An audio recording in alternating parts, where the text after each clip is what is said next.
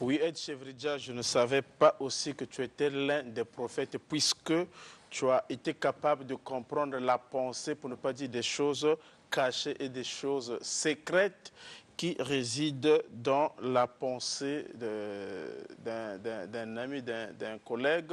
Finalement, c'est peut-être ça aussi la prophétie. Monsieur Saïd, bonjour. Bonjour. Voilà, donc là, Jazz vient de donner une sorte de prophétie.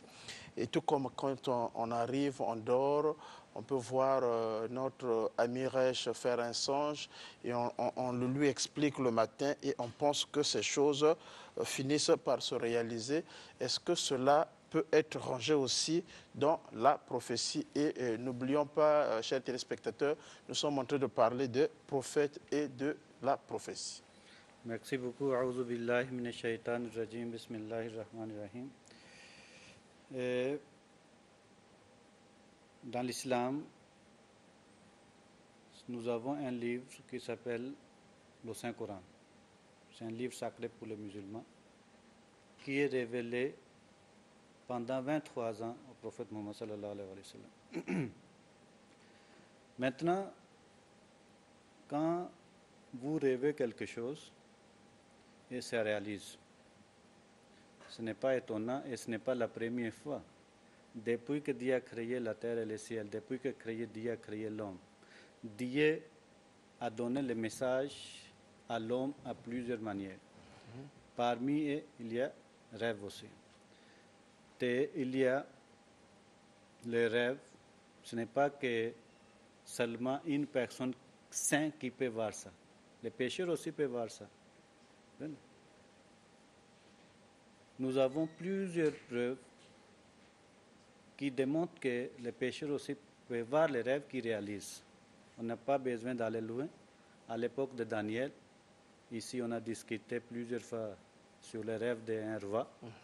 Il n'était pas un ange, il n'était pas un saint, il était un roi de ce monde, il était un pécheur. Mais sa rêve était réalisé.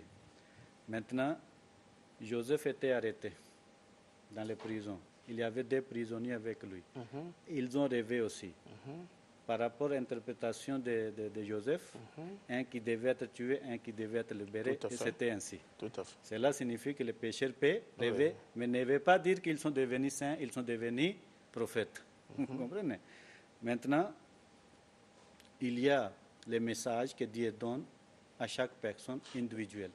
Ça ne concerne pas le peuple tout entier. Ça doit rester seulement avec lui. Il y a les messages que Dieu donne à ses messagers. Ça se concerne à tous les peuples. Il faut qu'il annonce. Donc, en un mot, la prophétie doit concerner tout un peuple, doit concerner toute une communauté. La prophétie ne peut jamais se singulariser sur une personne. Oui, c'est-à-dire si Dieu donne le message dans les rêves ou ça d'apparaître une révélation, ça concerne à lui-même. Il ne doit pas publier. Comprenez? S'il commence à publier cela, à ce moment-là, peut-être l'orgueil qui va entrer. Il y avait une personne que dans le Saint-Coran, Dieu a mentionné, Balaam Baour, à l'époque de Moïse. Et il recevait les révélations, il était un saint. Maintenant, le moment que devant lui, Dieu a choisi Moïse comme un prophète, à ce moment-là, il a dit comment ça? Dieu me révèle chaque jour, mais il va choisir Moïse comme son messager. Et il a dévié la religion. Dieu lui a abandonné. Dieu a dit qu'il devient comme un chien. C'est ça que ce n'est pas que chaque personne qui peut avoir les révélations et ce n'est pas chaque personne qui peut rêver aussi, qui réalise. C'est très rare. Maintenant, quand nous parlons de révélation, comme je vous ai dit qu'une personne qui recevra les révélations, ça concerne à lui. La deuxième, c'est Dieu révèle à ses messagers. Nous avons plusieurs messagers que selon le Saint-Coran, selon le prophète Mohammed sallam, Dieu a envoyé 124 000 messagers sur la terre. 124. Et parmi les 124 000 messagers, ils sont venus chaque peuple. Dieu a dit dans le Saint-Coran que Dieu n'a pas laissé aucune nation là où il n'a pas envoyé les vertisseurs. Dans chaque nation, il y a des vertisseurs. Certainement, l'Afrique aussi, c'est une nation. Il y a des messagers qui sont venus en Afrique. Nous ne refusons pas. Mais la différence, c'est quoi?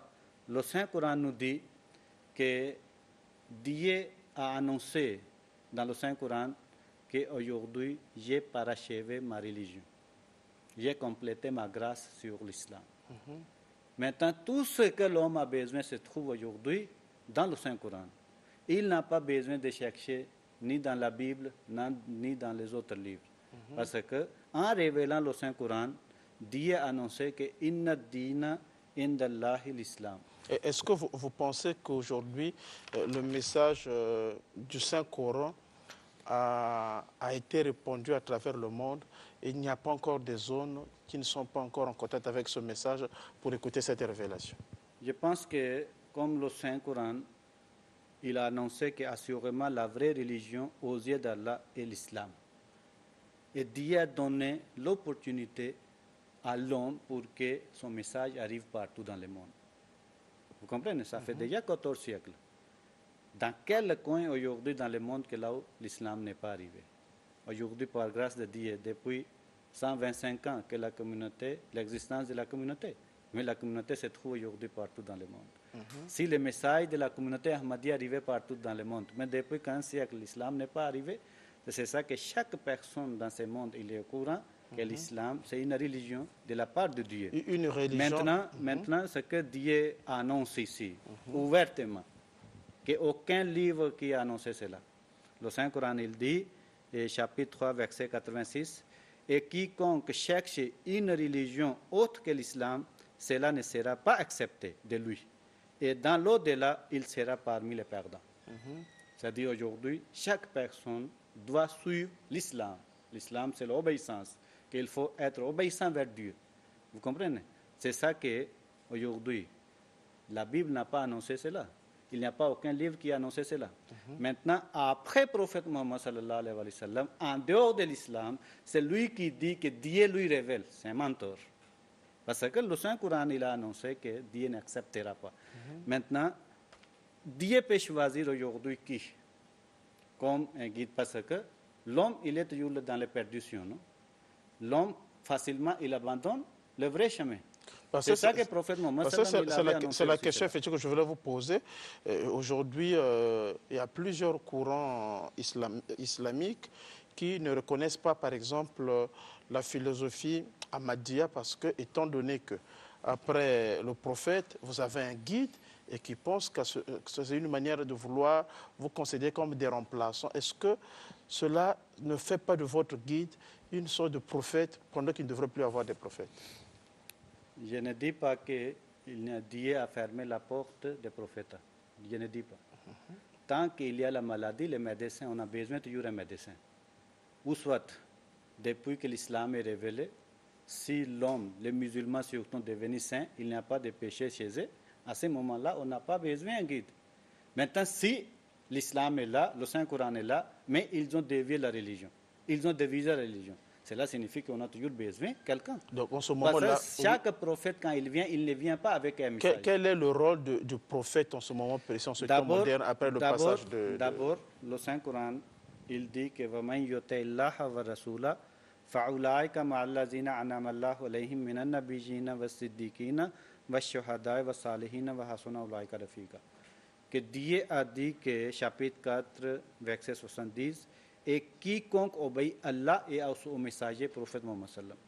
Celui qui obtiendra le statut d'un prophète, de siddiq, les véridiques, et de shahid, les martyrs, et les justes.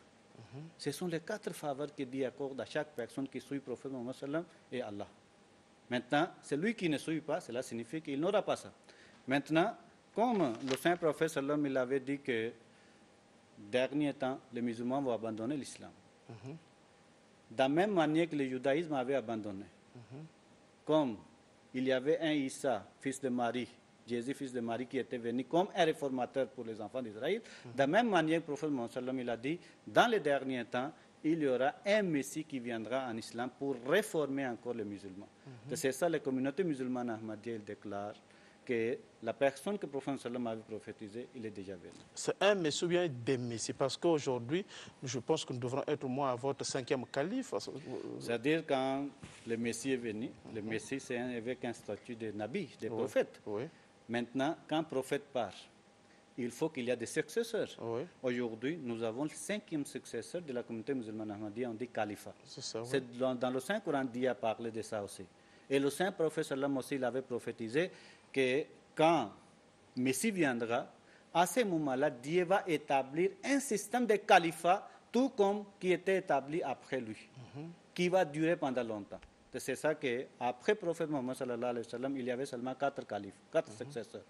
Mais selon le prophétie du prophète Mohammed sallallahu alayhi wa sallam, il y aura plusieurs successeurs qui seront dans la communauté et qui vont durer pendant longtemps. Parce qu'à l'époque du Messie premier, l'islam, que selon la prophétie du Saint-Coran, que l'islam sera au-dessus de toutes les religions. Jusqu'à maintenant, il n'est pas au-dessus de toutes les religions. C'est le christianisme qui dépasse encore par rapport au nombre. Maintenant, à l'époque du Messie premier, c'est l'islam sera au-dessus de toutes les religions. Tant que cette prophétie ne réalise pas, il n'y aura pas fin de temps. Il n'y aura pas fin de temps, tant que cette prophétie... Maintenant, il y a une prophétie que le Saint-Coran a mentionné ça, parce qu'il y a un sujet qui s'appelle... C'est laquelle, cette prophétie? Maintenant, c'est un avertissement aussi pour les chrétiens. Quand nous regardons le Saint-Coran, parce que le Saint-Coran, il a mentionné l'histoire de certains prophètes. Parmi les prophètes que Dieu a mentionnés, il y a Isa ibn Maryam aussi, fils de Marie aussi. Maintenant, le Saint-Coran, il dit que les compagnons de Jésus, ils ont demandé à Isa, à Jésus, de prier pour lui, que Dieu leur donne la nourriture. Maintenant, à ce moment-là, Jésus a prié. Jésus, fils de Marie, dit, « Ô Allah, notre Seigneur, fais descendre des cieux jusqu'à nous une table garnie de nourriture, afin que ce soit pour nous une fête, pour nos premiers et pour nos derniers, et comme un signe de toi. Et accorde-nous notre provision, car tu es le meilleur des pourvoyeurs. » Maintenant, Allah dit, « En vérité, je la ferai descendre jusqu'à vous. Mais assez d'entre vous qui refuseront de croire après cela, فَإِنِّي أُعَذِّبُهُ عَذَابًا لَا أُعَذِّبُهُ أَحَدًا مِنَ الْعَالَمِينَ. Je leur infligerai un tel châtiment qu'aucun autre peuple du monde ne subira de ma part. Cela signifie que Dieu a accepté la prière de Jésus pour les chrétiens. Dieu a donné toutes sortes de nourriture qu'aujourd'hui ils ont dominé le monde. Ils ont toutes sortes de facilités. Maintenant, à côté de le message de Dieu, ils ont abandonné. Ils ont pris un homme comme leur Dieu. Que les prophètes qui étaient venus pour les enseigner, ils ont rendu comme un Dieu. C'est ça que comme ils ont abandonné la voie de Dieu. C'est ça que Dieu a dit qu'à ce moment-là, Dieu va châtier ce peuple qu'il n'a jamais châtié à quelqu'un. Nous connaissons qu'il y a plusieurs peuples qui étaient châtiés par le tremblement de terre, par les tsunamis, plusieurs choses. Vous parlez de tout ça. Est-ce que vous pensez qu'aujourd'hui, l'humanité est en train de connaître quelque chose d'affreux qui se passe en Ukraine? Est-ce que c'est l'une des prophéties annoncées aussi par Vous voyez, d'abord, quand nous regardons la prophétie du Saint-Coran, le Saint-Coran, il dit que le temps viendra, que le feu va tomber du ciel. Le Messie premier, l'islam, il a parlé de ça. Nous lisons le livre du Messie premier, l'islam, il y a milliers de prophéties. Le Messie premier, l'islam, il a dit que j'ai vu, je suis en train de voir, les maisons sont en train de couler, de tomber. Les villes commencent à disparaître. Et à son époque, il y avait la peste qui était à Paris. Il avait écrit à ce moment-là le livre L'Arche de Noé, qui signifie que celui qui va entrer dans sa communauté sera sauvé. Parce que Dieu lui a révélé que inni uhafizu kulla man fi dare, que chaque personne qui va te suivre correctement, c'est lui qui sera sauvé. Pour ça que le Messie premier, un livre qu'il a écrit, L'Arche de Noé, là où il a mentionné, il a écrit, il a donné les conseils à tous les membres qui lui suivent que comment vous allez comporter, quels sont les enseignements que vous allez pratiquer pour que vous soyez considérés dans ma communauté. C'est ça qu'à l'époque, il y avait la peste en Inde, allez lire dans l'histoire, les villages étaient exterminés. Maintenant, Dieu avait dit, cette prophétie, cette signe, ça concerne à vous, les gens qui ont refusé. Maintenant, quand vous regardez la Bible, ce que Jésus aussi il parlait pour les derniers temps, les signes des derniers temps, vous allez voir les guerres, les nations commencent à attaquer les autres nations, les tremblements de terre, et les tsunamis, en plus les maladies, et en plus la peste, que surtout que Jésus avait parlé de ça, qui est réalisé à l'époque du Messie premier. Merci beaucoup, M. Saïd. Maintenant, je pense que... En 30 secondes, vous allez dire quoi pour conclure cette conversation. La façon dont Dieu a parlé dans cette verset que je viens de réciter, que Dieu va châtier ce peuple, qu'il n'a jamais châtié aucun autre peuple. Cela signifie que le monde n'a pas encore reconnu la Troisième Guerre mondiale avec les bombes atomiques. Merci beaucoup. C'est ça avec lesquelles que les grandes puissances seront détruites. Merci beaucoup, M. Saïd. C'est avec donc la bombe atomique que le monde sera détruit. On fait comment pour pouvoir joindre la communauté? Vous pouvez nous appeler au numéro 05 555 42 18, 05 555 42 18, et nous sommes à Massengo, ce projet. Actuellement, nous sommes partout au Congo. N'importe où que vous êtes, vous me contactez, je vais vous orienter. Merci beaucoup. C'est donc la fin d'un bâton rompu. Vous suivez tout à l'heure les conséquences de la dulescence dans le mariage. C'est un temps de réveil signé Agapé Ngoma.